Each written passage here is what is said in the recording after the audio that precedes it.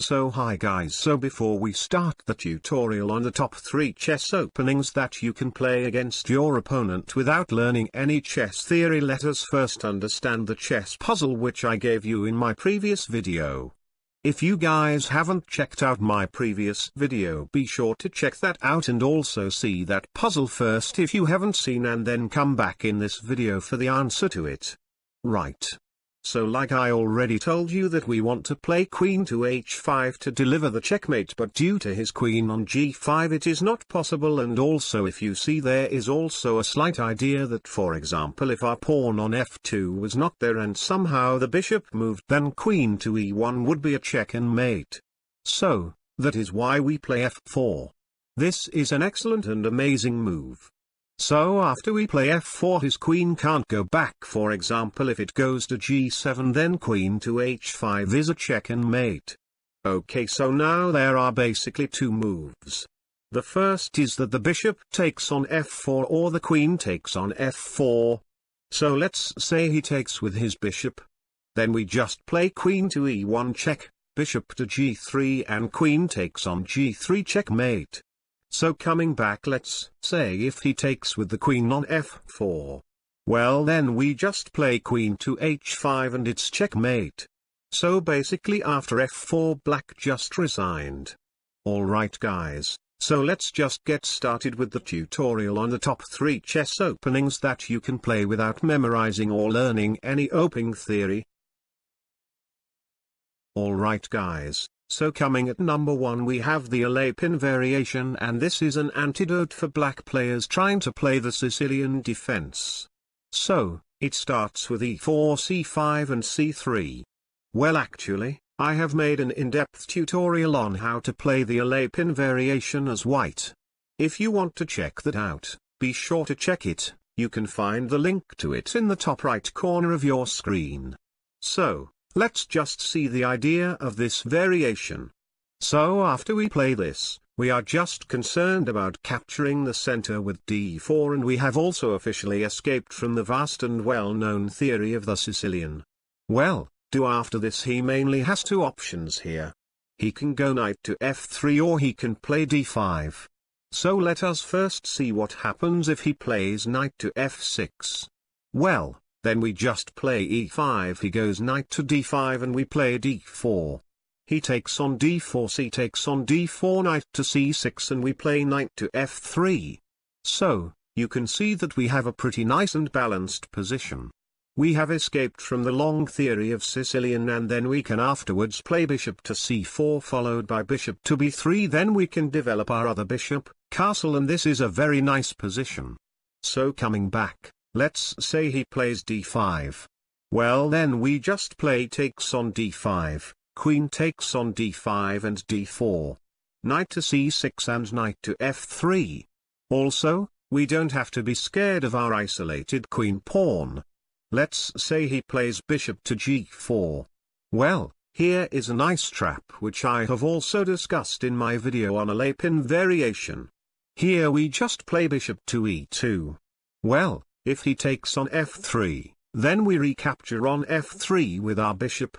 He can't take queen takes on d4, as after that we play bishop takes on c6 check, b takes on c6 and queen takes on d4, winning a free queen. So coming back, let's say he plays e6 after we play bishop to e2. We castle, knight to f6, knight c3, queen d7 and bishop to e3. Well, so we have got into a very nice position. We have no problems and we have successfully escaped from the Sicilian. Okay, so let's move on to number 2. Alright guys, so coming at number 2 we have a sort of Scandinavian defense. So after e4, d5, e takes on d5, the main Scandinavian defense starts after queen takes on d5, which we all know is a very long and sharp opening theory. So, instead of playing queen takes on d5, we will play knight to f6, and this is indeed a very nice variation to play. By playing this, we have escaped from the sharp and tricky theory of the Scandinavian defense. This is a very effective and a solid alternative to it. So, after we play knight to f6, there are basically 3 moves that white can play. he can play c4, which you will see most often in beginner and intermediate level. He can also play knight to c3 and the main line, which is d4. Okay, so let us first see what happens if he plays c4. Well, then we play c6, d takes on c6, and knight takes on c6. Okay, so let's first analyze this position. So we are a pawn down, but if you see his c4 pawn, it is doing nothing there except blocking his own bishop from developing and going to c4. Also, he cannot play pawn to d4 because we will just play knight takes on d4, winning the pawn back. So, there is hardly any play possible for him, and thus, this position is very good for us. Let's say he plays knight to f3 to support his pawn, which he will play on d4 in the next move.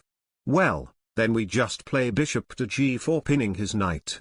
And now, this is a very good position for us and we have enough compensation for a pawn. Alright guys, so let's see what happens if he plays knight to c3. Well, then we just play knight takes on d5, knight takes on d5, and queen takes on d5. So now, it is just the Scandinavian defense, except that now, he cannot play knight to c3 and hence, we don't have to go queen to f5, c6, and we have escaped from the theory yet again. So, after this, we can just normally develop our pieces. We can perhaps play e6, c5, knight to c6, and it is a very good position for us. Alright guys, so now let's see the main line, that is d4. So after he plays d4, we take on d5 with our knight, c4, and knight to f6. So, now you can see that it is a kind of a Queen's Gambit variation, except that we don't have our d5 pawn and white doesn't have his e4 pawn. So, we know that when white played e4 it meant that he is an e4 player. But, now we have successfully tricked him out of his own opening and transferred this position into a kind of d4 variation, and now it is very difficult for an e4 player to play this. We have taken him out of his comfort zone, and though it is an equal position, but he will be very uncomfortable to play in this position. So after this, we play normally, perhaps play c5, play bishop e7 and then castle.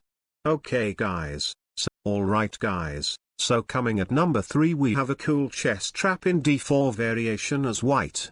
So, we all know that when we play d4, it's very long and vast opening theory, and for the beginners, it is quite difficult to learn so much theory. So, this is very nice alternative for the white players. So, after we play d4, d5, here the general moves are, for example, c4, knight f3 or bishop f4 stuff. But instead, we will play e4. So, after black takes the pawn on e4, we play knight c3. Knight to f6, and then we play f3. Okay, so now, we are offering another pawn. So he takes it, and then, instead taking back the pawn with the knight, we will take it with our queen. And in this process, we are actually offering him another pawn on d4. He takes on d4 with his queen, and then we play bishop e3. He goes queen to b4, to protect his queen, and now, he also threatens our b2 pawn. But, instead of playing the natural-looking move, that is, rook to b1, we play long castle, encouraging him to play bishop to g4. After this, he plays bishop to g4, thinking that he is pinning our queen and rook. But, we will just play knight to b5, and this is just winning for us. After this move, black has literally nothing to do. If he takes our queen on f3, then we just play knight takes on c7 and it's a check and mate. And, if he takes on b5 with his queen, then we just play bishop takes on b5 check, and after he plays c6, we will just move our queen away and we are just a queen up. So, guys, with this, we come to the end of the top 3 chess opening that you can play without learning any theory. And stay tuned for the. Alright guys, so this is the test puzzle. It is black to play, and this position has been taken from the very recent World Junior Chess Championship, which was held in 2019. So, In this position it is black to play. So, if we see this position, we are rook and a knight down, although we can take the knight on f8 with our king, but then also, will continue to be a rook down.